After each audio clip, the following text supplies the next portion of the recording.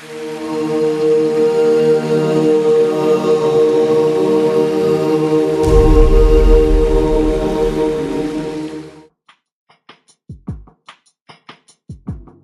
are now listening to Music Marketing Metaphysics Podcast Radio Show, presented by AdeptInitiates.com, dedicated to the expansion of consciousness and the truth seekers of all time. And now your host, NEXT. Transmitting the teachings from Los Angeles, California. I'm your host, NEXT, and this is Music Marketing Metaphysics Podcast Radio Show, presented by AdeptInitiates.com. This episode is brought to you by AncientEgyptMysterySchools.com. Immerse yourself in the hidden teachings of the ancient mystery traditions. For thousands of years, initiates have examined the meanings of sacred texts, said to hold the secret path towards ascension. But how can we decipher these often enigmatic phrases and symbols? Join the line of ascended masters on a quest for deeper truths of our universe. Follow along as we trace the powerful evolution of humankind's most illuminating secrets. Begin to embark on your journey today and discover your divine rite of passage at AncientEgyptMysterySchools.com. I'm joined in studio with Efren Arroyo, who is my co-host for today's episode. Now, this is the first episode, so to kick things off, we needed a very special guest. So it's only right that I invited a friend of mine and mentor of sorts, someone who I've actually personally been to Egypt with and learned a great deal from. Someone who, by the way, without even being there at Contact in the Desert this year, received a thunderous applause from the crowd after Graham Hancock took a moment out of his own lecture to show his respect and pay homage to today's guest. And Graham's certainly not the only one who pays homage to our guest. In fact, it's a lengthy list of popular authors and alternative researchers that cite our guest as an influence. He is the author of The Serpent in the Sky, The High Wisdom of Ancient Egypt, Traveler's Key to Ancient Egypt, and is now involved in a new book on near-death experience. Today, we have the great-granddaddy of them all, and perhaps only Schwaller as the great-great-granddaddy before him, the man who delivered a shock to archaeology in the 1990s when he and Boston University geologist Dr. Robert Schoch revealed that the Great Sphinx of Egypt showed evidence of rainfall erosion. That could only mean that the Sphinx was carved during or before the rains that marked the transition of northern Africa in the last ice age to the present interglacial epoch, a transition that occurred in the millennia from 10,000 to 5,000 BC. Our guest is the legendary Magical Egypt tour guide, symbolist author, and in some circles considered a rogue Egyptologist, John Anthony West. John, welcome to the show. Thank you very much. It is a pleasure to be on it. Now, John, something I think that many of us take to is your comical wit. But when it comes to this line of work, there is no joke about it. You're a straight shooter. Now, I've been to Egypt a number of times, but it wasn't until one of your trips that I was deeply affected. It was there in the field that I had the opportunity to be schooled by you, where I begun to see Egypt through the eyes of a symbolist. You're going back to Egypt soon, but not for one of your usual trips. Could you give us some details or tell us about what you'll be doing out there? I can hint at it, actually, because it's a non-disclosure agreement that I'm not supposed to let on what we're doing. It is research, basically, and it is research into some extremely interesting aspects of Egypt that have not been documented before. But that's about all I can say. And to the audience, all I can say is stay tuned, because it will in due course be put before the public big time in a very significant way. And I hope finally put an end to this stupidity that I've been putting up with for 30 years of evidence that is transparently clear to anyone smarter than Donald Trump, which is practically everyone. Well, John, maybe what we could do is Yes. explore something that you can give us more detail on. Will you Great. take our audience on a journey and guide them going back into time? How did a young John Anthony West view the world around him? And what was the series of events that led your interest into exploring ancient Egypt and researching R.A. Schwaller de Lubitsch?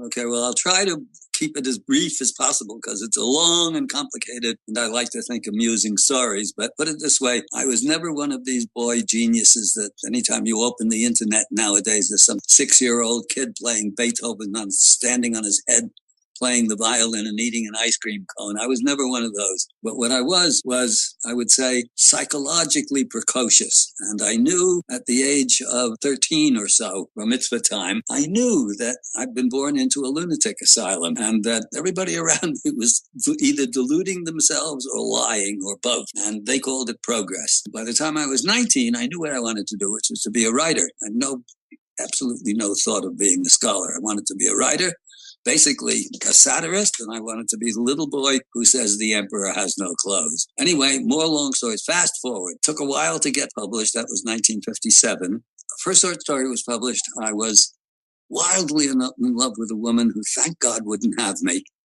And I said, the hell with this. I'm quitting my advertising job and I'm going back to Europe, where I'd been for a year and a half in the army. Found my way to Ibiza. Then I put my roots down there and stayed there actually for almost 9 years. So then I figured I'd published my guidebook to lots of acclaim, even from the academics a little bit. They acknowledged that I'd done a good job.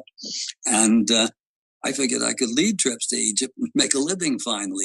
So I started doing these trips. And in the course of me with my big mouth, one day, I popped into a friend of mine, a Dutch novelist called Jan Gerard Toonder. Excellent, excellent writer. Spoke, pretty perfect English, but not literary English. And I was helping him with translating his own stuff from Dutch into English. One day I ran out of paper. So I went to Jan's house and said, Jan, I know I'm not supposed to be here, but I'm out of paper. Lend me some paper and I'm out of here. So we went back to get some paper where we had that stored. And I saw he had a big, long desk, kind of a refectory desk. And on it were something he was doing. There were sort of pie charts, all pieces of paper with circles in them cut into divisions like a pie. And when he came out, he said, I said, Jan, what the hell what are you doing there? And he said, oh, you caught me. I don't tell people about this, but I'm actually an astrologer. And I do charts of celebrities in Holland to make a few extra bucks. And I said, well, that's astrology. I said, that's a bunch of rubbish, isn't it? And he looked me square in the eye and he said, you think I'm a fool? I said, no, you're a drunk, but you're not a fool. And so he said, I'd been studying. He was a war hero, a resistance hero in the Second World War in Holland. He said, I tell you, there's something to it. So my next question, of course, was, would you do my horoscope? And he said, no, get stuff, do it yourself. He handed me a bunch of books. And since anything is easier than writing, I started studying it and I became convinced there was something to it, somehow or another. Anyway, I'm going to fast forward a lot now. Novel got published. I moved from Ibiza to England because I was going with actually my first wife, now deceased, who was an actress, and in order for her to get work, she had to be in England. There was no acting work on Ibiza. So I'd had enough of it. The place was getting completely grockled up. And my novel was published in England first. I got friendly with my editor, who was a Cambridge-trained mathematician turned publisher. And we were having a jar in a pub one day, as they say. And the subject of astrology came up. And he said, oh, that's a bunch of codswallop. And I said, well, as a matter of fact, it's something I know rather a lot about. And I tell you, it isn't. And you could put together a case, enough in some direct evidence, but a lot of indirect evidence that there is a definite correlation, a demonstrable, provable correlation between events in the heavens and, psychological types. And he said, well, that would interest me. And I brought him in some documentation. He said, well, I don't necessarily believe it myself, but would you do a book on this? And my standard answer to a question like that is basically, pay me some money and I'll do a book about anything, which isn't quite true, actually, but it's a good line. And suddenly there I had to become a scholar. And in doing that work, and then one of the main reasons for going to England was that I also got introduced by some people on Ibiza who had been in the Gurdjieff work. One of them was feeding me Gurdjieff books. And that really interested me. I mean, that more than the astrology. Gurdjieff was the only person I'd ever encountered posthumously that was as contemptuous of Western civilization as I was. But there was a big difference. He knew how to live in it, and I didn't. Not very well, anyway. So I went to London. One of the main reasons for going to London was to get involved in a Gurdjieff group. And so I did. And then now I had to write this book on astrology and do scholarship, which I'd never, not really done. I'd had the brief introduction to scholarship, but that will take us too far off the autobiographical track.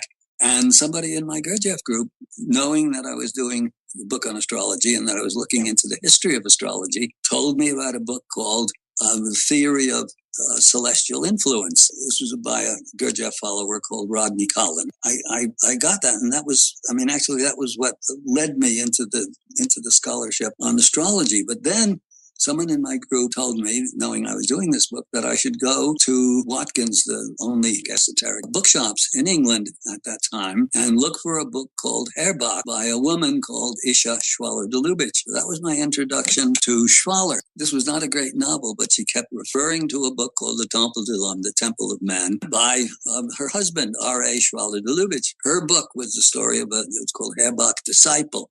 Though it was a lousy novel, the picture of Egypt that came out of it was absolutely fascinating and correlated very clearly and closely to what Gurdjieff said about Egypt. But it was clear that Schwaller was dealing with scholarship, and Gurdjieff was basically a take it or leave it basis. And Gurdjieff is an absolutely fascinating character. I'm still involved in the work, in the Gurdjieff work, and I think if I hadn't been, I'd have self-destructed long ago. I finally went to the library, the British Museum, and sure enough, they had a copy of it in French, hadn't been translated, and I basically sat down, cut the pages. The French books, you had to cut the pages. It was sort of a ritual, almost, if they were new. It had been there, the book been there for 10 years, but nobody had ever taken it out and cut the pages. And I basically sat down for a year with the dictionary by my side.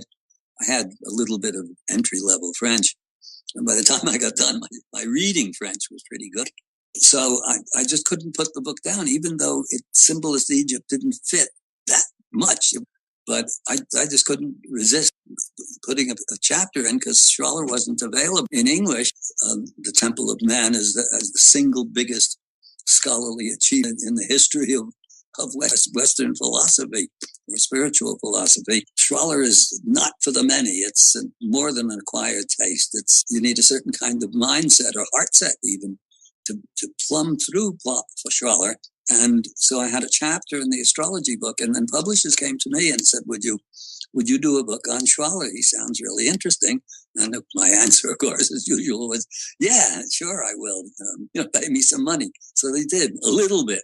That kind of made Schwaller accessible to, certainly not to everyone. It's not bedtime reading, but at least a lot more accessible than Schwaller. And in doing that research, there was a single line, not in the Temple of Man, but in another one of his books now published called Sacred Science, The King of the Pharaonic Theocracy, in which he's talking about the chronology of Egypt, in which the Egyptians absolutely were on record of saying that their civilization started many, many, many thousands of years earlier. And the academics, who I fondly refer to most of the time as quackademics, rather than take the Egyptians at their word, insist that they know more about ancient Egyptian history than the people who were living there at the time in dynastic Egypt. So Schwaller had a long chapter in the Sacred Science book about the age of Egypt, but it was mostly a scholarly argument based upon late Greco-Roman texts of the travelers who were there and who talked to the priests who insisted that Egypt went back much further.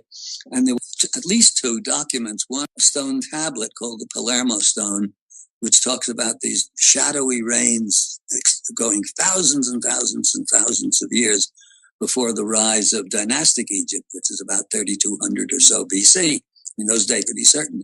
And then another thousands of years reign of, by the first rulers were gods themselves, were what I take to be fully realized, divinized human beings, Jesus figures effectively. Then following them, another set of semi-divine rulers called the Shemsu-Hor, which means the companions or the followers of Horus. And that went for more thousands of years. And of course, these things are dismissed out of hand by the quackademics. But a scholarly argument is just a scholarly argument. It's not science. You can't prove it. And there are better and worse interpretations, and that's the best you can do. But at the very end, there's one line where he said, and of course, the Great Sphinx of Giza shows unmistakable signs of aquatic erosion, of water weathering. And that hit me. That was a revelation. That was my little epiphany of, on Schwaller. Because John, your scholarly approach to research on Schwaller is admirable. And knowing this story here about your past, it's no wonder why your revolutionary book, Serpent in the Sky, The High Wisdom of Ancient Egypt, challenges all that's been accepted as dogma concerning ancient Egypt.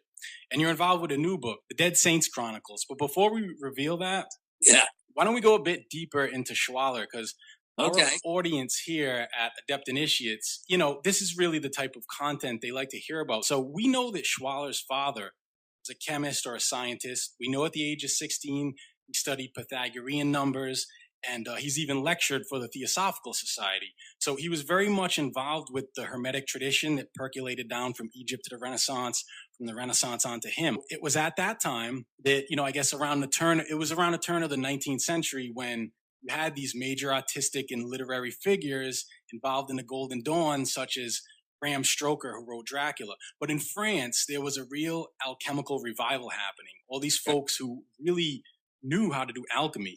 It's believed that Schwaller was a practicing alchemist. Could you speak a bit to that? Also, let us know why Schwaller went to Luxor, what he found there, and what was happening in Egypt at that time, in terms of archaeology. Yeah, well, he was a practicing alchemist. I mean, I was working with his stepdaughter writing The Serpent.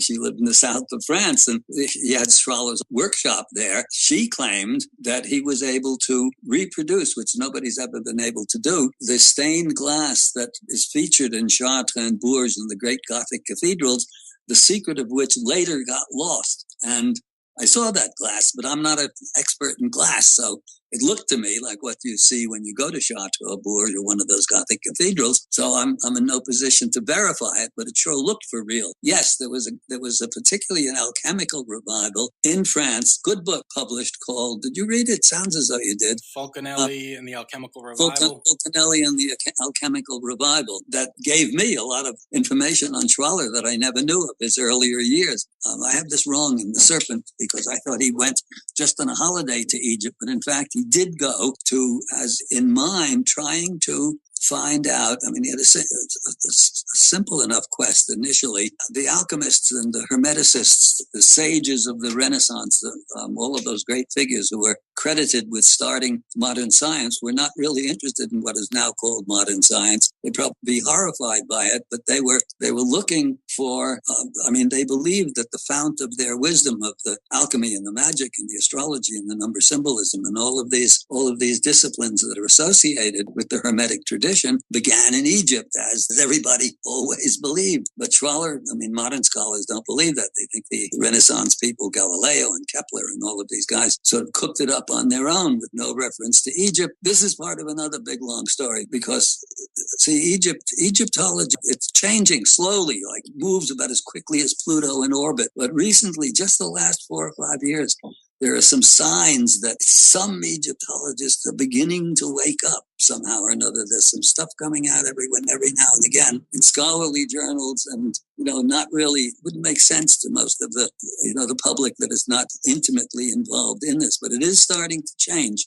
Egyptology represents a main element of what I like to call the Church of Progress, which is exactly the antithesis of civilization. What we call progress is shiny barbarism, and you know this now from being to Egypt. Right. You come back understanding the difference between progress and civilization. This is a big lesson, and it's one of the main reasons that I keep doing my trips, because people do get blown out by it and they come back. I often start a lecture. I didn't start this talk with it, but that Egypt is like sex. That gets everybody's attention, the magic 3-letter word. But then, of course, why is Egypt like sex? Well, because you can read books, you can read all about it, and that provides information of a sort. You look at pictures, that provides information of another sort. But until you actually experience it, you do not and cannot understand it. You just plain can't. A couple of weeks in Egypt, then you understand it. You've got it in your gut. So Schwaller went to Egypt, mainly looking to see if he could prove that the Egyptians knew and had the golden section, the mathematical proportion called phi, the magic number. He quickly found he was very lucky because the French Archaeological Commission was there surveying the Temple of Luxor. And when he went into the Temple of Luxor, this was his epiphany as well. What mystics call a revelation and artists call an inspiration, academics and scientists call a hypothesis formation in order to make the whole magical moment of epiphany sound as boring as possible. It can't really be really interesting, because if it's really interesting, then it can't be science. Anyway, Schwaller had this revelation that the Temple of Luxor was an exercise in harmony and proportion, which is supposedly a Greek invention. So he started studying, and he was lucky because the French Archaeological or Egyptological Commission would just then have their surveyors surveying the temple down to the millimeter. So Schwaller could work with absolutely exact proportions and measures of the temple, which you can't do for most of the other temples. They've been surveyed, but not to the millimeter, not with that kind of attention. He soon realized that not only did the Egyptians have the golden section and the Fibonacci series and the harmonic scale and all of these things, but they were employed within this extraordinary structure. These, by the way, harmony and these things are supposedly invented by the Greeks, supposedly a Greek invention. And here Schwaller was showing that they knew about this when the Temple of Luxor was built, which is 1,000 years basically before the golden age of Greece. And if they had it then, almost certainly it was there in Egypt at the very beginning. So Schwaller stayed there in Luxor through the Second World War. He got there in 1937. He left in 1952, just before the Nasser Revolution, and had put together this whole magisterial corpus, which he called the Temple of Man, because the temple itself, structured, is built upon a plan that exactly mirrors the proportions of the male human body, of the male skeleton. Men and women have different proportions there, but they'll average out at a certain and give you a certain figure of proportion. And if you take 100 women, again, they all differ individually an average, and you'll get a different set of proportions for the female body. And then Schwaller showed that this temple enshrined the cosmic laws, as it were, that pertain as above, so below. It was the proof of the sacred science that allowed Egypt and other civilizations as well. Egypt is the most important of them, not necessarily because they knew more, but because there's so much of it left. I mean, you go to India and China or Mesoamerica, there are wonderful things, but not much of it is as old as ancient Egypt, particularly you get back to the Old Kingdom, 3000 BC, 2200 BC. So it's Schwaller's demonstration of the sacred science underlying these miraculous temples and all of the sculpture and the painting and all the rest of it, that he put out his work. The Temple de l'Homme came out in 1957, and it was, basically ignored. And then, of course, it was in the Serpent, though, because I was really struck by Schwaller's line about the antiquity of the Sphinx, that it had been water weathered. So I'm not a geologist, but I spent a lot of months reading books on geology and concluded that Schwaller had to be right. But I realized that actually symbolist Egypt was definitely not for everybody, just as Gurdjieff isn't for everybody. But the antiquity of the Sphinx, the idea that very ancient civilization, of course, as soon as you say that, you're confronted by the A word, Atlantis.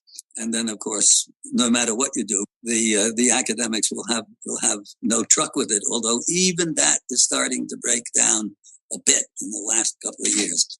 So I developed on my own the notion that the Great Sphinx had been weathered by water, which would have put it back to at least 10,000 BC and maybe a lot earlier, because I didn't mention this. When in the Palermo stone, and the other document is a very fragmentary papyrus called the Turin papyrus, because it's in Turin. If you put together the regnal years of these divine and then subsequently Shemsu or semi-divine rulers, you come up with something like 34 or 36,000 years, which of course is unthinkable according to the timeline that prevails in history and Egyptology and so on.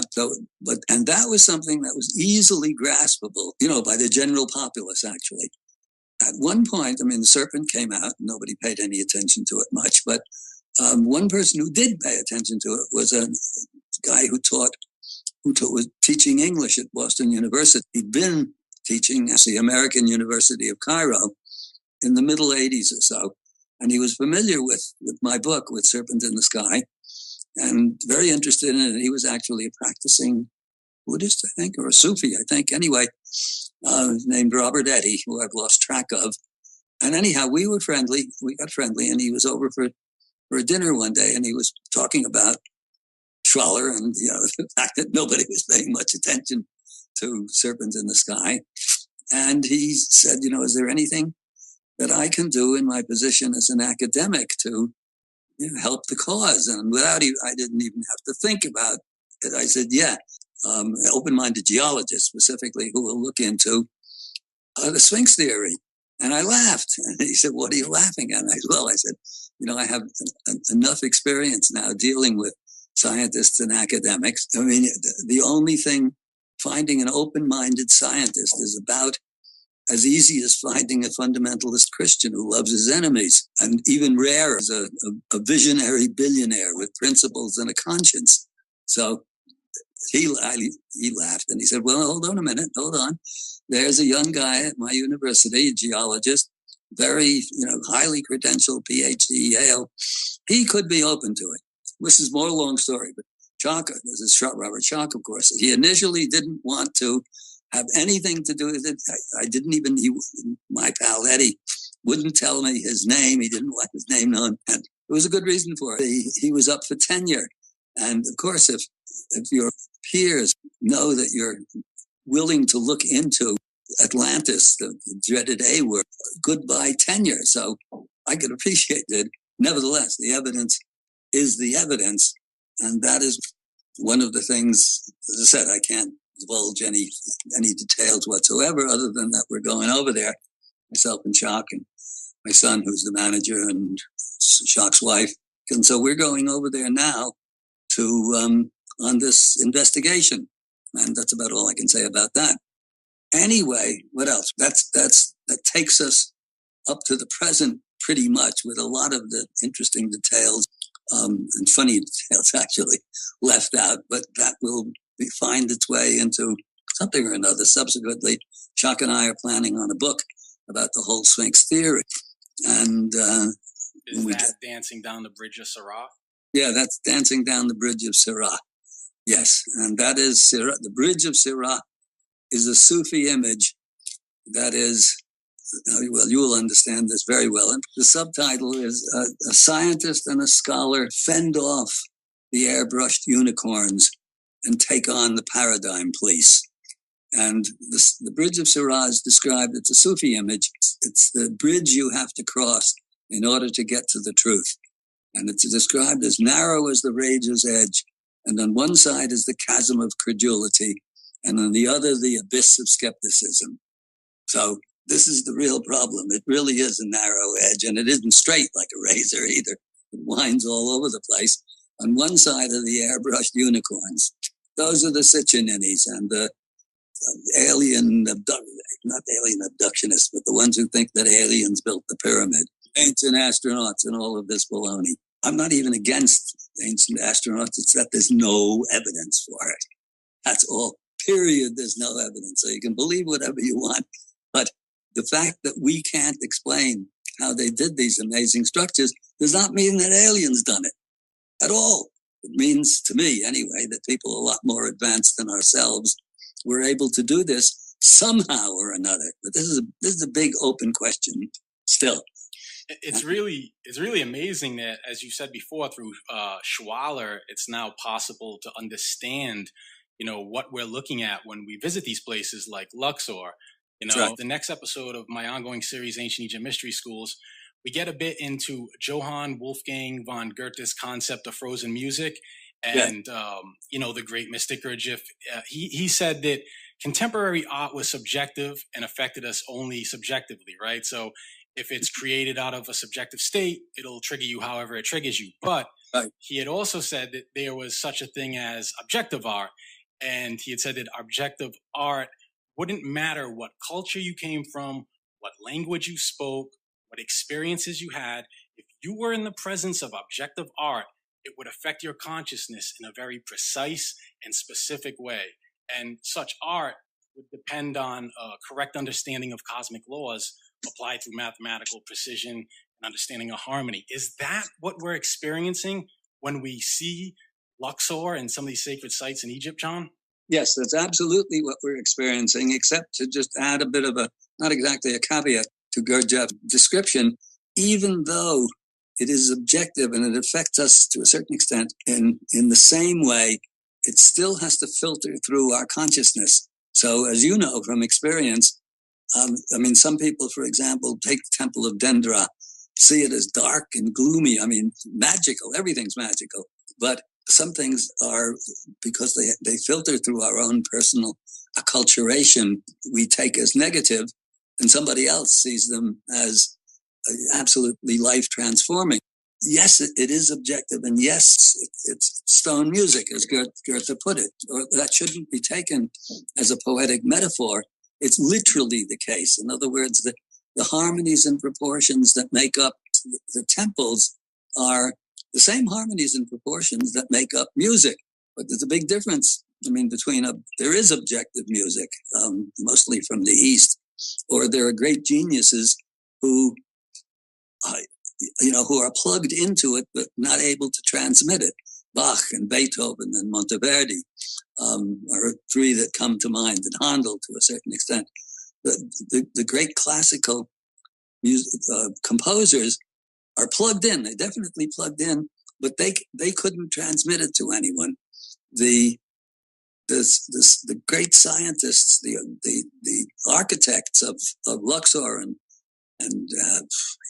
Karnak and all of the other temples of Egypt, Derabakari, Hatshepsut's great temple, they would know the laws, but just because you know the laws doesn't mean that you can produce a masterpiece. And modern architects have some of the laws, the golden section of Fibonacci series, but none of them have produced a temple of Luxor yet. Though some of them seem to get close. Well, you were at Contact in the Desert. The little cabins where the speakers were, where I was, were built by Frank Lloyd Wright, and and they're very, very beautiful. But like most of Frank Lloyd Wright's architecture, they don't work. They're not very comfortable. They don't function the way that they're supposed to. The temples of Egypt function the way they're supposed to. So, but still, there's a lot to be learned from that architecture and the study of that architecture, and to bring it into, there's now enough knowledge out there about the sacred science so that if there are enough people and there was some money, and we could start planting the seeds for a civilization worthy of the name, which we don't have. Look what's going on in politics. You've got a monster on the one hand and a vampire on the other, and one of them is going to be president. No sacred architecture is going to come out of that, or out of anything modern, really, unless the people who take an interest in this. And even though it's a broad subject, there's, as I said, a couple of 100 million people saw Mystery of the Sphinx, but nobody's getting together and putting the funding together to do, to build a sacred structure. Though there are a few people have done that, privately. There are some quite magical things around if you know where to find them and you know what to look for. Well, John, when visiting some of these sacred structures, right, we visit some of these places and we notice some things are missing, like, for example, the obelisk. Do you think, could the obelisks have been giant stone tuning forks? Yeah, that's the John theory. And the reason I think that is that Lucy Lamy, that's Charlotte's stepdaughter, who's living in the south of France, asked me if I would, do some research to find out, to get the exact dimensions and proportions of those obelisks. There are no two of them. There should be. The old New Kingdom and later temples, all of them had these huge stones.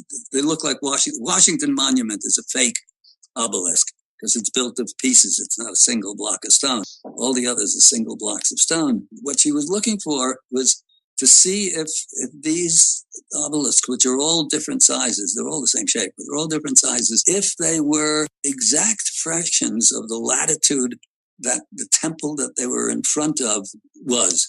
So in other words, one latitude would be for Luxor, and another latitude would be for another temple, Derobakari. They're more or less the same, but other temples, and they all had these obelisks in front of them. So I I did the best I could and sent her the data. And then she found that they were exact fractions. I forget exactly what they were, but the fractions differed, but they were, they weren't like 1/2470th of a degree of latitude, of that particular latitude. They were, an even number, 1/5000th or 1/25,000th, so something of that nature. And they, of course, they look like tuning forks. And then I'm doing my first trip. We're doing my research. Somebody showed me, there's a broken obelisk on the ground in Karnak Temple. And one of the guides I had working with me, showed me that if you, with the flat of your fist, you hit the end of the pointy end of the obelisk, it rings like a bell. I mean, you can hear it, 10 feet away. And then I suddenly thought, gee, the earth, it's not just a solid piece of rock hurtling around. It's full of resonances and magnetism and all the rest of it. And if you have these two things in front of it, and none of them have two anymore, but you would literally have what looked like tuning forks, and they would be tuning forks, because when the temples were complete, certain of the courts were open, but also a lot of it was covered. And if you see that temple as a giant literal stone instrument, the obelisks functioning as tuning forks would be amplifying the earth frequencies, which are not audible. But just because they're not audible doesn't mean they're not effective. There are these experiments that they've done on I forget what they're called, super low frequencies or something. And they were experimenting with these things, and a lot of the experimenters died because those frequencies were tearing apart their inner organs. In other words, if you're a priest working in those temples, doing your various elaborate ceremonies and rituals and so on, and the natural frequencies of that stone music are being amplified by the tuning forks in front of the temple, you're enhancing your own, let's say, your own inner development. And that actually, they're always busy trying to get stuff back. I mean, when Zahi was in full power, he was trying to get back the Rosetta Stone. Well, you don't need the Rosetta Stone. It has no artistic value. The copy that they have in the Cairo Museum is just as good. But then he was trying to get back Nefertiti, which the Germans stole and have in the Berlin Museum. And they really did steal it. Taking things from Egypt was perfectly legal up until quite recently. I mean, the deal was that half of what the research team found they could keep and bring back to Leiden or Amsterdam or Berlin or wherever they came from, and the other half went to Cairo to the Department of Antiquities. Then when they discovered in 22 Tutankhamun, they reneged on that deal and said, no, this is the only royal tomb that we've ever found intact. We're going to keep all of it. And I don't blame them for that. But poor old Howard Carter, had excavated there for 7 years without finding anything. And then suddenly he hit pay dirt, and they wouldn't let him keep any of it. Or, give it to whoever he would have given it to in England or Scotland or wherever. What Zahi should have been doing, if he wanted to really go down in history, is somebody doing something really significant. Getting back to bust of Nefertiti would be nice, but there are plenty of other gorgeous busts that they have there, statues. But to be able to put the obelisks back in place so that they were in their original position, that would be interesting, because now the technology is such that you probably could actually test for such things and see what they were doing, if they were really functioning as tuning forks, and if it made a difference to the temple, to whatever kind of subsonic frequencies they could measure, which they probably can do now. Maybe somebody with enough money somewhere along the line, get attracted by this idea, could go to the Department of Antiquities and, insist that somebody give their obelisk back. I can't imagine the French or the Germans or the Americans doing that willingly, but anyway, it's a thought. So. Certainly a great one. John, my co-host, Efren, he's a journalist for our blog here and very much in ancient Egypt. I'm sure he has a question for you about Schwaller. Yes. Sure. So thanks again for being with us, sir. It's an absolute honor and pleasure. What would be a Schwaller book or material you would recommend to someone who is getting familiar with the symbolist school of thought, besides the two already mentioned, perhaps an obscure or underappreciated work of his? Well, actually, probably the best introduction is really my own Serpent in the Sky, because it's written by a writer. See, the problem with Schwaller and many great original minds is that they're not necessarily great communicators. So Schwaller is very difficult.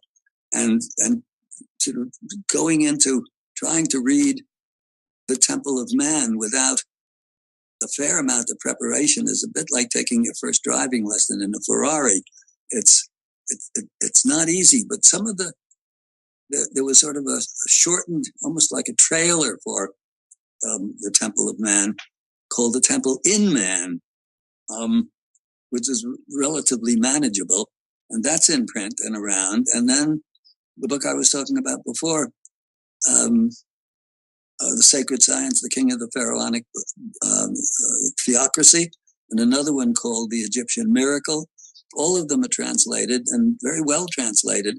And they're pretty good introductions to it. I mean, between The Serpent and a couple of those books. And then nowadays, of course, you just Google up Schwaller and you look at what's interesting, or you go to my website and look for the book list on where the trips are advertised.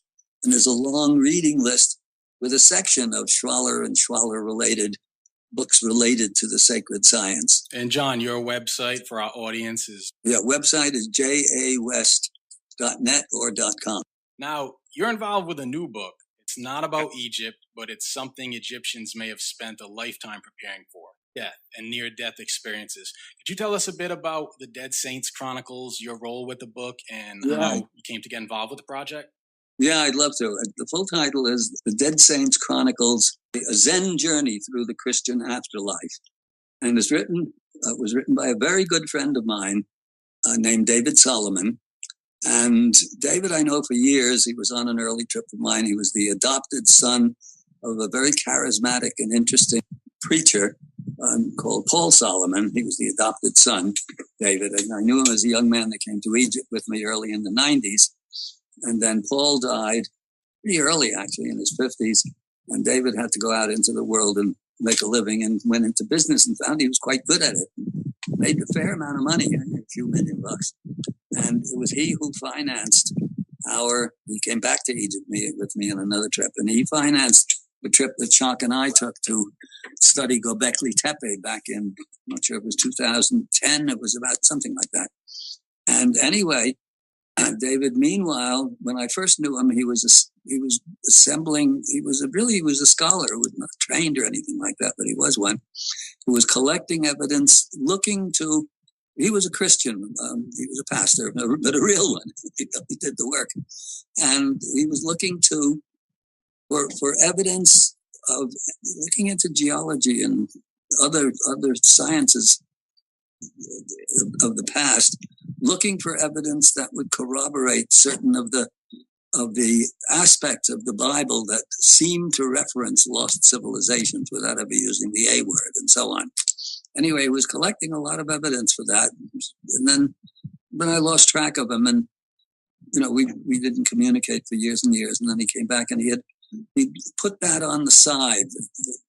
That probably in part because a lot of work's been done on that by Shock and by other people, very, very solid work on the kinds of catastrophes that were responsible for destroying what we think is not Atlantis within quotes, but we're in the middle of the ocean, but a global civilization that antedated, the Sphinx Age, whatever that is. It presupposes a great civilization to build the Sphinx and the temple alongside it.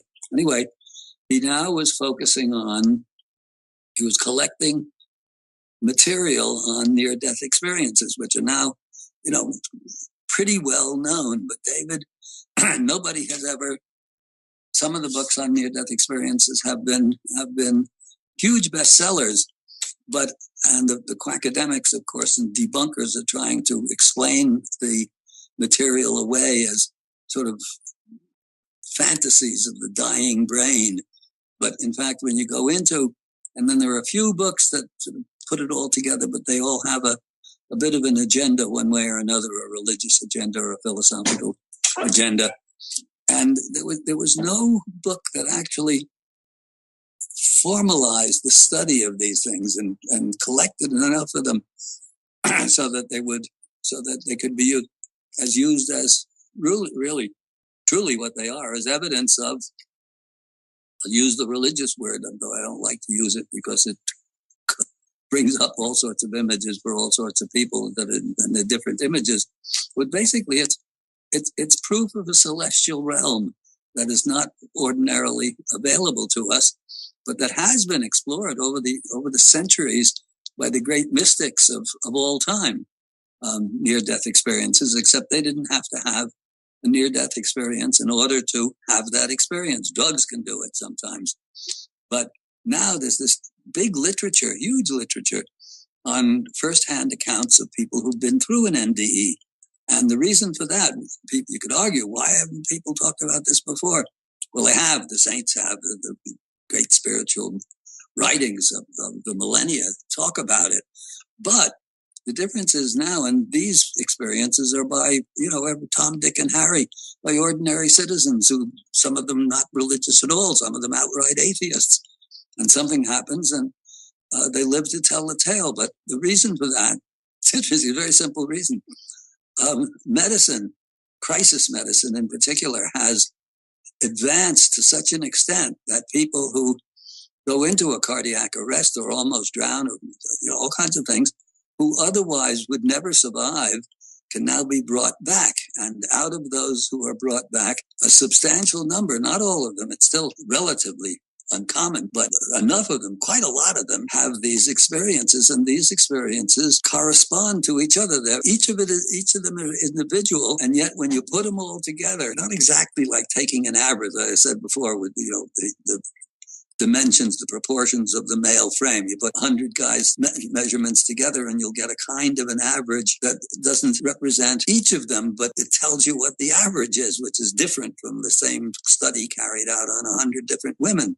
So David was doing this sort of work and putting it all together.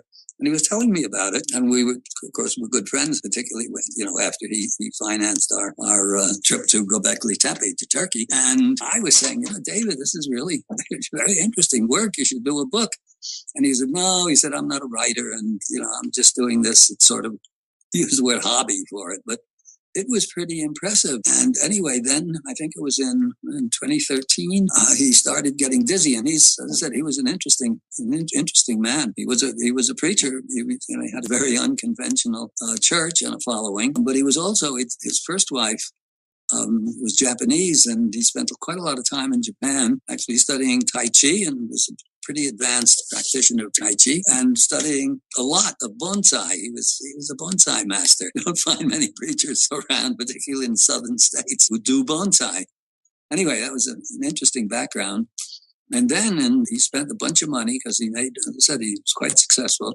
Spent a lot of money putting in a Japanese garden he had some acres, 5-7 acres, something like that, in Washington, state of Washington. And he was doing these wonderful gardens and doing lots of research on NDEs. And then he started losing his balance. And he thought at first he kind of ignored it, but then he stopped ignoring it and went to the doctor, and they were a bit puzzled. And enough tests finally ascertained that he had a glioma, as it's called, glioblastoma. But anyway, it's a brain cancer with 100% fatality rate. I mean, no one has ever got better from that. I mean, average life expectancy once you've been diagnosed with stage 4 is about 14 months, something like that. Ted Kennedy died of a glioma. And so this was a death sentence. David was, really a remarkable man, because I'd been urging him to do this, to put all of this research into a book, because I felt that this was unique among the considerable number of books devoted to the near-death experience, because by doing it the way that he was doing it, it was for anybody with a functioning brain, and even more important, a functioning emotional center. This was commanding evidence. You see, the academics have a rule: it's not science unless you can measure it, repeat it, and make predictions from it. Well, of course, this leaves values out entirely, which is what they're basically trying to do. They're trying to prove, they call themselves rational, and that all of science is based upon reason. It isn't actually. It's the rationalization of their own inner emptiness. So one of the things that doesn't count allows them to ignore ESP and reincarnation and all sorts of things of that nature that allows them to do that is that individual accounts, personal experience doesn't count. I mean, would you buy a cookbook by someone who's never fried an egg? So these nitwits are out trying to debunk this whole thing. But when they're all put together, not only do the accounts reflect each other, but there's a sort of a hierarchy of such experiences, some of them much more profound than others, but they constitute categories of near-death experience. The book is effectively, and one of the nice things about it is that, and then David was not a writer, so he asked me if I'd edited for him, which I did. You know, I'm a writer for 60 years, so it adds a certain, let's say, literary quality to it that it might not otherwise have had. My own conviction is that no civilization is even in principle worthy of being a civilization unless it has a spiritual basis to it. And this leads us into our 5 cowboys of Apocalypse 2.0, but we'll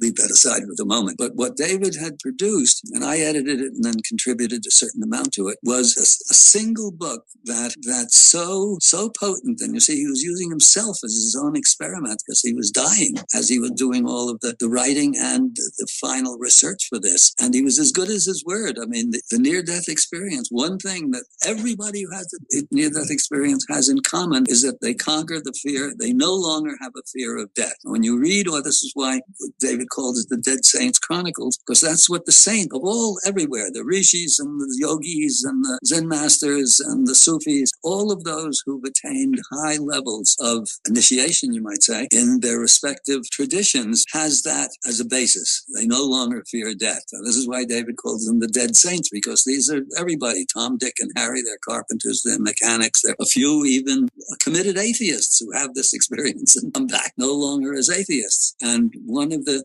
huge advantages of this, it's not sacred science, it's not sacred geometry or sacred philosophy, even personal experience in aggregate as a demonstration. I mean, a very powerful, moving demonstration, that there's a higher realm. Quoting one of America's great philosophers, Yogi Berra, who said, "It ain't over till it's over." The Dead Saints Chronicles proves that it ain't over till it's over, but it ain't over then either, because there is a realm beyond, which the mystics of all the ages and the great religious teachers have always taught. Not everybody can read The Serpent, and very few can read Schwaller. Even fewer, perhaps, can read Gurdjieff. The traditional religions, they're fine. I mean, most of them are hopelessly corrupt, but I've been to monasteries, one in Egypt, where, the priests are really doing their work. And I've been to other places where, there are Indian Hindu teachers and Zen teachers and so on. There are a few around who are really doing it, but those traditions are not designed for the lunatic asylum of the 20th century. The only one that's actually designed for that is Gurdjieff, but that's, again,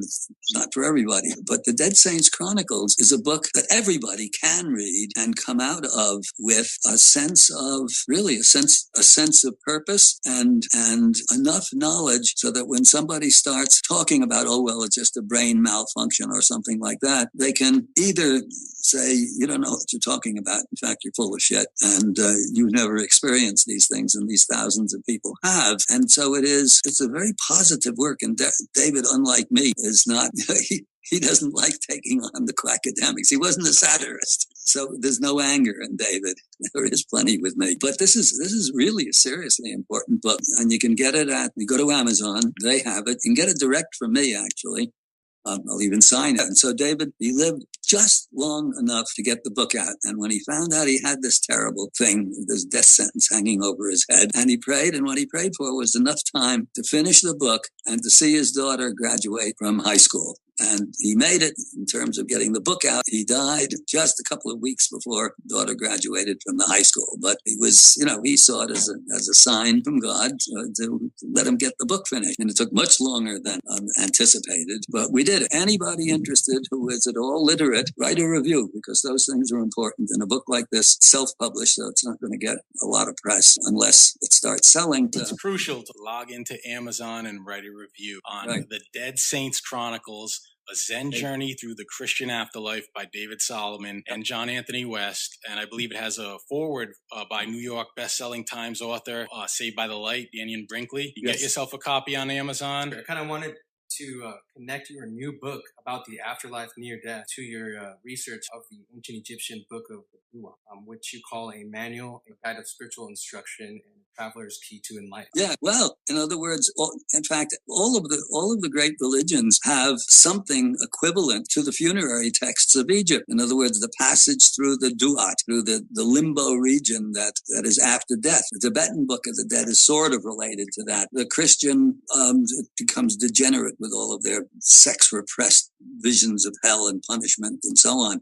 Oh yeah, one of the interesting things about this Dead Saints is they've been to a realm where, I mean, everyone has to pay their dues, but there's really no eternal fire, which I find a bit distressing. I hate to think that Dick Cheney will get a free pass. But anyway, the Dead Saints, effective without being too specific about it, corroborates and provides proof positive that the ancients knew what they were talking about when they were creating all of these extraordinary funerary texts. In other words, they were not, as the quack academics have it, busy trying to fudge their way around uncomfortable facts of their death. They knew about the whole process of dying and the consequences of it, and the reincarnation fits into it.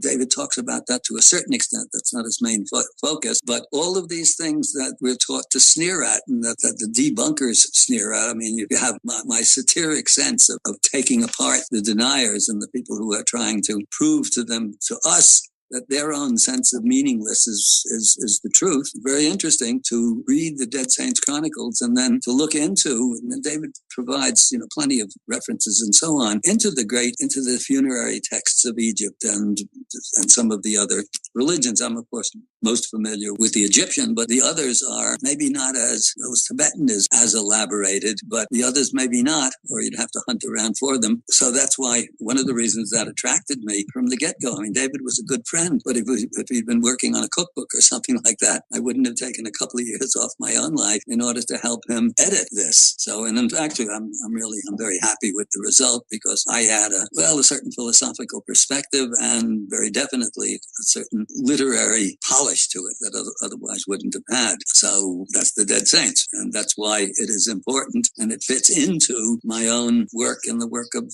anyone who's studying esoteric studies. So it seems the general understanding among academics is that the Egyptians were afraid of death, and therefore all the stuff they made was a product of their own superstition. The truth is, the more you research this stuff, you come to find that it's actually the contrary. So speaking of the quackademics, what would you believe it would take for some sort of paradigm shift or drastic change to occur in which the history books are rewritten? Well, I don't know how close it is. We're closing in on it. And actually, good. I'm glad you brought that up because I contributed an afterword to David's book, and it actually had to tone it down a little bit because as I wrote it, it wouldn't fit in. I'll somewhere along the line publish the full one. This is somewhat abbreviated. I mean, just about everybody who's a little bit literate knows the famous quote from Victor Hugo, who said, "There's one thing stronger than all the armies in the world, and that is an idea whose time had come." Well, this presupposes that the idea whose time had come is a good idea. This is not true.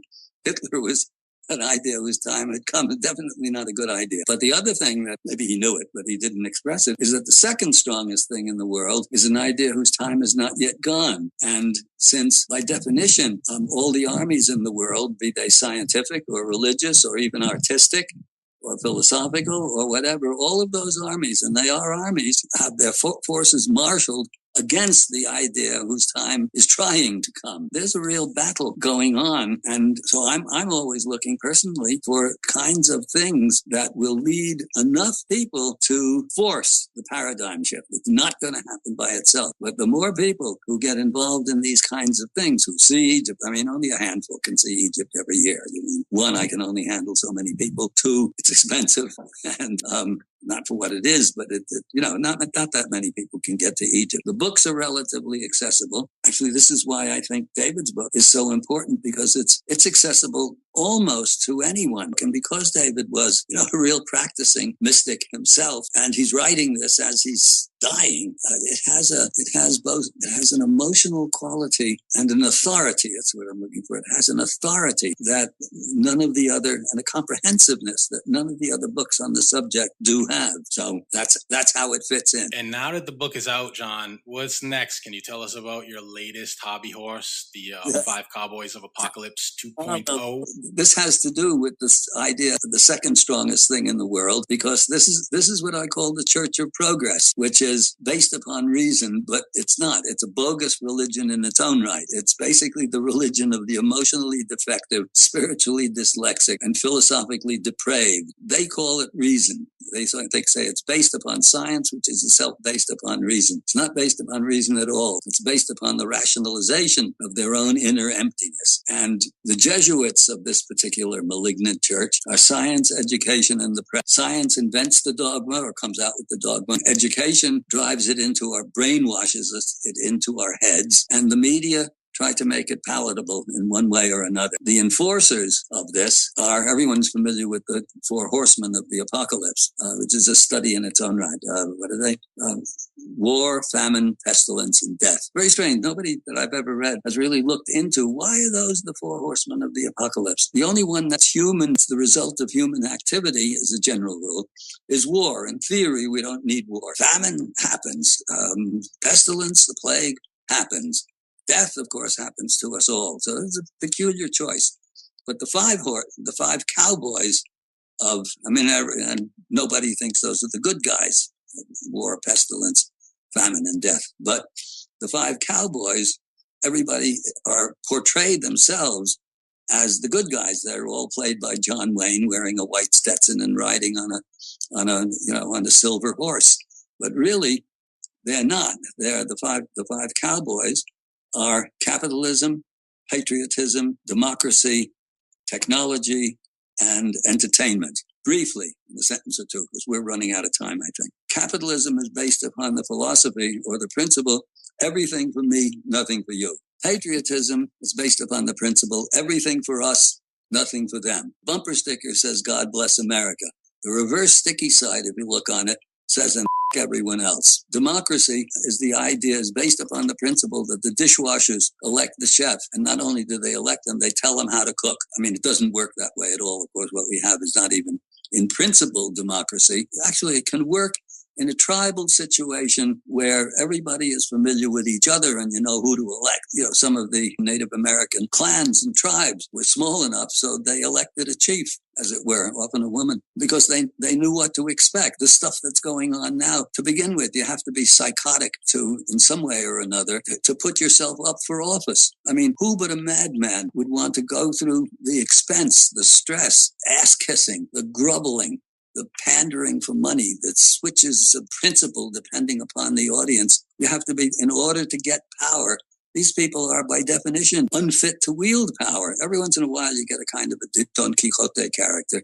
Sanders is a bit like that, who, if ever he did get in, wouldn't be able to do anything anyway, because the forces of the idea whose time has not yet gone line up on both sides against him. The best thing that ever could happen to him is that he gets nowhere with his campaign, which seems to be what's happening now. That's democracy. Technology is a mixed bag. For every advance in medicine, good, 3 cheers. There's big pharma trying to make profit out of it. If you can build a hydrogen bomb, build it. If you can do a bobblehead doll, build it. But the underlying evil part of technology is that it deprives the average human being from making a living out of his or her own creativity. If you're living a life that has no creativity involved in it, you have a dead life. And the proof of this, actually, watch television. Watch what the ads are, apart from the Viagra ads, which is sort of a farce. I mean, here are these guys 40 years old and they need Viagra, doing something wrong. The people who invent the technology, that's creative. Technology has its beneficial and its deeply evil aspects to it. I mean, who in their right mind would invent the cluster bomb or the Predator drone, nerve gas? I mean, the people who are doing these things are monsters, all for a patriotic cause, of course. We don't invent it. The lunatics on the other side will be doing it. even beyond that is that the average human being is deprived of the possibility of making a living out of his or her own creativity. This is diabolical. And this explains why a lot of the horrible garbage that's going on is going on, because you have this schmuck talking about bringing the jobs back. Has he ever thought to look at what those jobs are? Yeah, they're better than being on food stamps and living on the street. Those jobs are terrible jobs. Trump certainly has never worked in a factory, and most of these other schmucks haven't either to be able to get through. But do we have to have hydrogen bombs in order to have dentistry? No, not really, at least not in theory. It could be selective technology in which things that are actually life improving are done. We don't need bobblehead dolls either, as well as hydrogen bombs and striped toothpaste and all the rest of the garbage that now poisons the oceans and the seas and the air and so on. So that's technology. That's a mixed bag. But of course, it's, these phony TED Talks that they have. TED stands for technology, entertainment, and design. I don't know what they mean by design, but entertainment on their level, entertainment is not art. Actually, we tend to, the Church of Progress conflates the two. So New York Times section on the arts is called Arts and Entertainment. They're actually at opposite ends, like progress and civilization. Entertainment, the John one-liner for entertainment is what you do to kill time before it kills you. It has little or no value. It's negative. It's destructive. You watch enough garbage and violence and all the kind of crap that passes as entertainment. This has to, at some level or another, have an effect upon you. It can't not have an effect. So anyway, those are the 5 cowboys, but I will at some point or another develop those to a much greater extent. So distant from us modern humans, it seems the ancients were not only master artisans, but magnificent scientists, philosophers, and engineers. Could you speak a bit about how there was no separation of disciplines to the ancients? No, this is true. Correct. There was the sacred science, or let's say Egypt, fused religion, art, philosophy, and science into one inextricable whole. In other words, there was no art that wasn't religious. There was no religion that wasn't scientific. There was no science that wasn't spiritual. It was all one thing. Yeah, nowadays it's very rare that anybody who's religious can talk to anyone who's scientific or calls himself scientific or calls himself religious. Yeah, it was all of a piece. And you get the sense of it when you're there. The quotes by the academics of, how terrible it must have been in the old days. There's a Bertrand Russell quote where he says that people were slaves and the kings were tyrants. He didn't know that. It's exactly the opposite. The people are slaves and the king is tyrant. Civilization wouldn't go on. Recognizably the same, although on a degenerating scale for 3,500 years. Can't be. Herodotus, 6th century BC, was a very patriotic Greek and not at all being paid by the Egyptian Chamber of Commerce. And Egypt is already deep in its decline. Says the Egyptians are the happiest, healthiest, and most religious of peoples. When you have a real civilization, and only when you have all of these factors functioning can you have a real civilization. And we don't seem to have had any of those in the last couple of thousand years, which brings to the other question of the Kali Yuga. And that's actually in Jocelyn Godwin's book, Atlantis and the Cycles of Time, where he's talking about the Kali Yuga. We live in an age, a lot of my friends argue about where we stand in the Kali Yuga, the Iron Age, the Dark Age, as it were. The Hindus are probably the best known for their talk about, I forget the Sanskrit names, but there's a Golden Age. Plato talks about it too. Golden Age, the Silver Age, Bronze Age, and the Iron or the Dark Age. And we're somewhere in that Dark Age, maybe turning the corner, maybe not. We all argue about it. To use an analogy, the yugas are like sort of analogous, roughly, to the seasons, let's say, and in which what's easy to do in June, if you want to raise roses, it's a simple thing in June. If you want to raise roses in January, you need a lot of special equipment and special care and so on to raise roses. So we're somewhere in there now. We have our quite brilliant technology that's mostly, or no, at best some of it's good. Some of it really is a force for good, medicine. But most of it, or the vast majority of it, is either useless, is unnecessary, certainly, and much of it is downright evil. Our 5 cowboys come into play there. Now, John, you referenced the Yuga cycles, which brings actually Walter Cruttenden to mind in his work. Right. He has CPAC coming up soon. Right. Are you attending this year? No, I'll be one of the speakers, yeah. And Yeah, go on. And John, how can people reach you? You mentioned also getting the book direct from you and find more information on your trips. Where should they go? On my website, jawest.net, Magical Egypt Tours is the banner at the top for the trips. But anyway, yeah, you can get in touch with me, and my email is my initial, JAW Sphinx, SPHINX, at AOL.com. So that's that. Oh, and one other thing I wanted to bring up, important, in fact. Well, you know me. You've been on when was it? 3 years ago on a trip? Was it 3 years? I think. Yeah. Yeah. Well, I wasn't onto this yet, but well, you know, I'm pretty spry for my age, and actually, I'll be in Egypt now for my birthday, which is July 9th, when I turn 84, and. One of the things I want to do, I mean, I do it all the time as a matter of course, but I schedule this for my birthday, is to get, to climb it's about a 14-story climb to the King's Chamber, and also go down into the pit. I don't know if you did this on our trip, but I don't know. I don't always do it. I don't have to do it anymore, but it's about the same down, 14 stories down to the pit. And that's sort of a personal test. But yeah, not too many guys 84 years old can do this. This is what I wanted to ask you before we go, John, just for our audience who is considering going on a trip with you. How much longer, those that don't know, will you be doing these Egypt trips? What's the trigger that's going to prevent that from moving forward? Well, a couple of triggers, actually. One is that as long as I have a kind of a deadline for myself, is when I can't get up and down the Great Pyramid with relative ease, that's the time to put the trips to rest. The other is that I'm doing fine. As I said, I get up there still.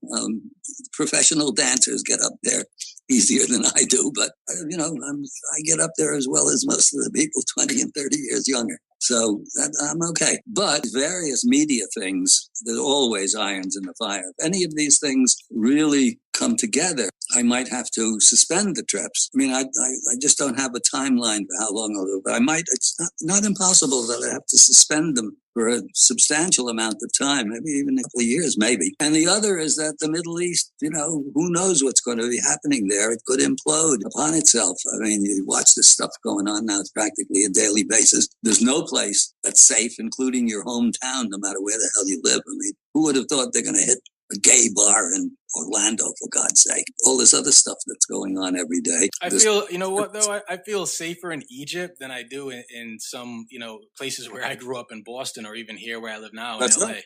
Yeah, you do. You absolutely do. I mean, it's as secure as you can get. It's that secure, but nothing is 100% secure. And here, this is maybe the most dangerous country on earth next to Pakistan. It's close to 100 people are gun deaths a day in America. And that not all of that is gang warfare. I mean, a lot of it is domestic stuff and all of that. So, yeah, I mean, this is a very dangerous country. And now there's this Turkish thing that happened just the other day.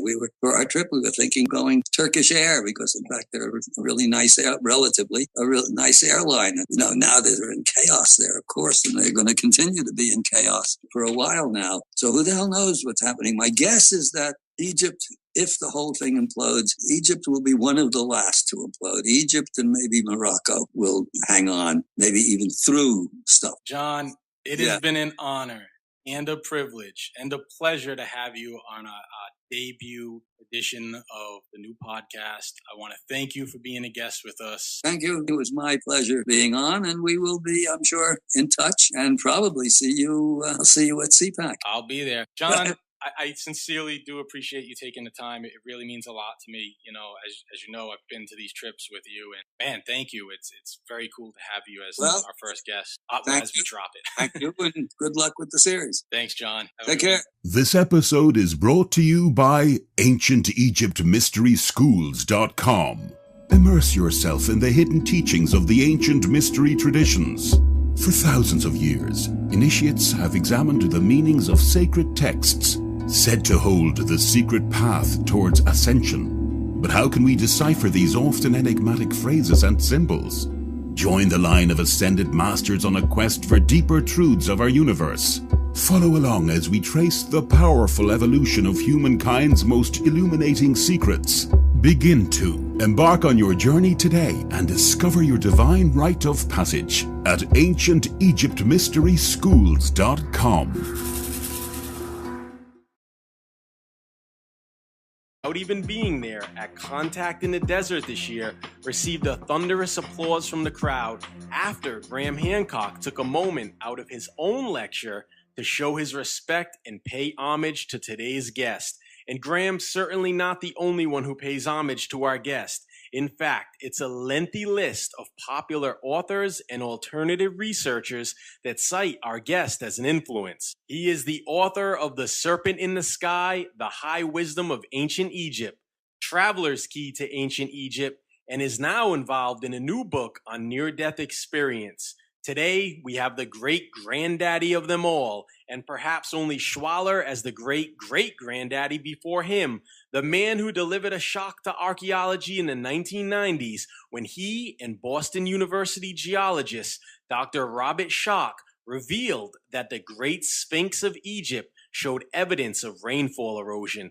That could only mean that the Sphinx was carved during or before the rains that marked the transition of northern Africa in the last ice age to the present interglacial epoch, a transition that occurred in the millennia from 10,000 to 5,000 BC. Our guest is the legendary Magical Egypt tour guide, symbolist author, and in some circles considered a rogue Egyptologist, John Anthony West. John, welcome to the show. Thank you very much. It is a pleasure to be on it. Now, John, something I think that many of us take to is your comical wit. But when it comes to this line of work, there is no joke about it. You're a straight shooter. Now, I've been to Egypt a number of times, but it wasn't until one of your trips that I was deeply affected. It was there in the field that I had the opportunity to be schooled by you, where I begun to see Egypt through the eyes of a symbolist. You're going back to Egypt soon, but not for one of your usual trips.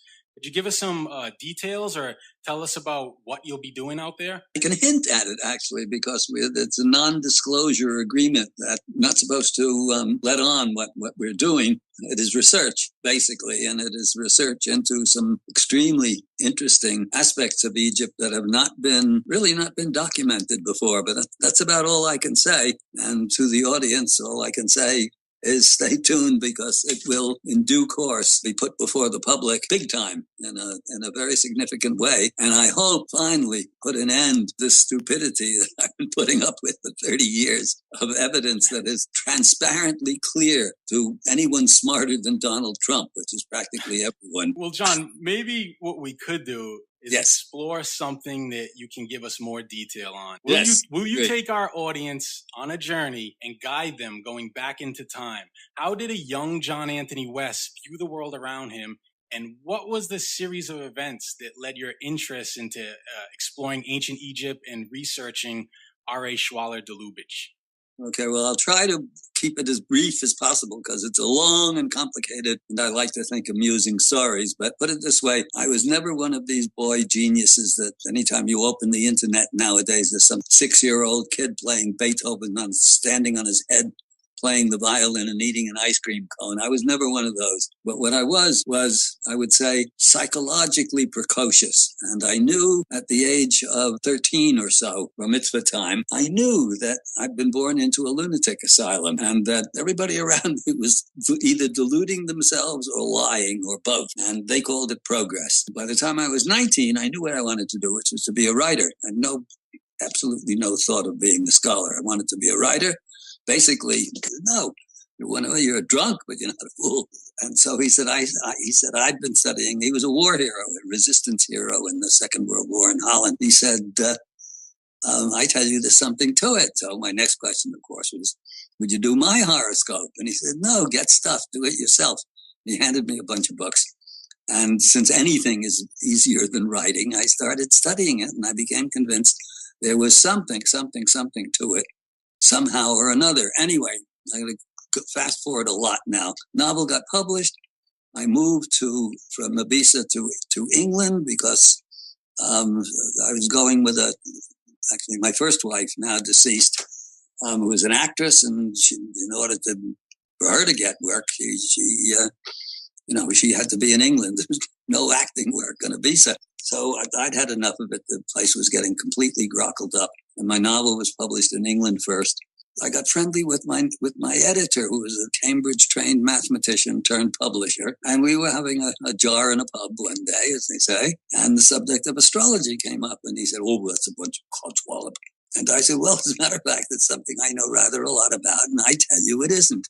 And you could put together a case, enough in some direct evidence, but a lot of indirect evidence that there is a definite correlation, a demonstrable, provable correlation between events in the heavens and, psychological types. And he said, "Well, that would interest me." And I brought him in some documentation. He said, "Well, I don't necessarily believe it myself, but would you do a book on this?" And my standard answer to a question like that is basically, pay me some money and I'll do a book about anything, which isn't quite true, actually, but it's a good line. And suddenly there I had to become a scholar. And in doing that work, and then I also was a satirist, and I wanted to be the little boy who says the emperor has no clothes. Anyway, more long stories. Fast forward. Took a while to get published. That was 1957. The first short story was published. I was wildly in love with a woman who, thank God, wouldn't have me.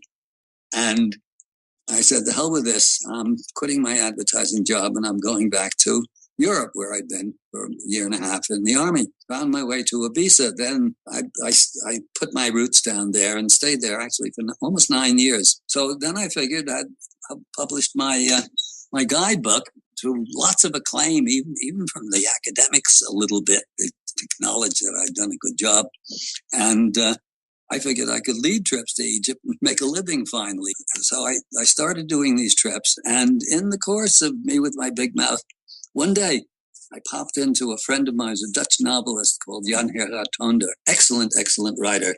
Spoke, pretty perfect English, but not literary English. And I was helping him with translating his own stuff from Dutch into English. One day I ran out of paper. So I went to Jan's house and said, "Jan, I know I'm not supposed to be here, but I'm run out of paper. Lend me some paper and I'm out of here."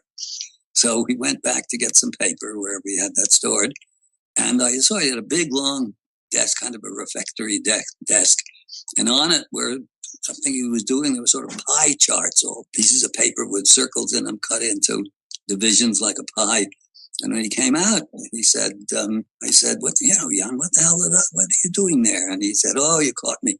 I don't tell people about this, but I'm actually an astrologer. And I do charts of celebrities in Holland to make a few extra bucks." And I said, "Well, that's astrology." I said, "That's a bunch of rubbish, isn't it?" And he looked me square in the eye and he said, "You think I'm a fool?"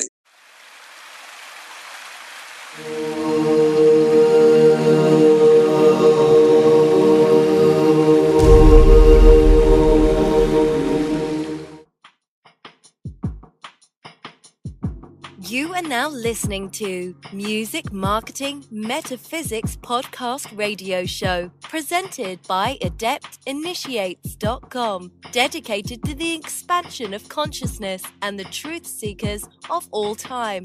And now your host, NEXT. Transmitting the teachings from Los Angeles, California.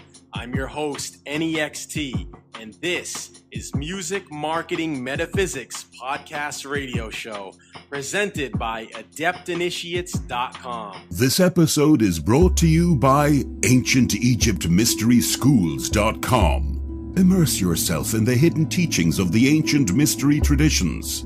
For thousands of years, initiates have examined the meanings of sacred texts, said to hold the secret path towards ascension. But how can we decipher these often enigmatic phrases and symbols? Join the line of ascended masters on a quest for deeper truths of our universe. Follow along as we trace the powerful evolution of humankind's most illuminating secrets. Begin to embark on your journey today and discover your divine rite of passage at AncientEgyptMysterySchools.com. I'm joined in studio with Efren Arroyo, who is my co-host for today's episode. Now, this is the first episode, so to kick things off, we needed a very special guest. So it's only right that I invited a friend of mine and mentor of sorts, someone who I've actually personally been to Egypt with and learned a great deal from. Someone who, by the way, without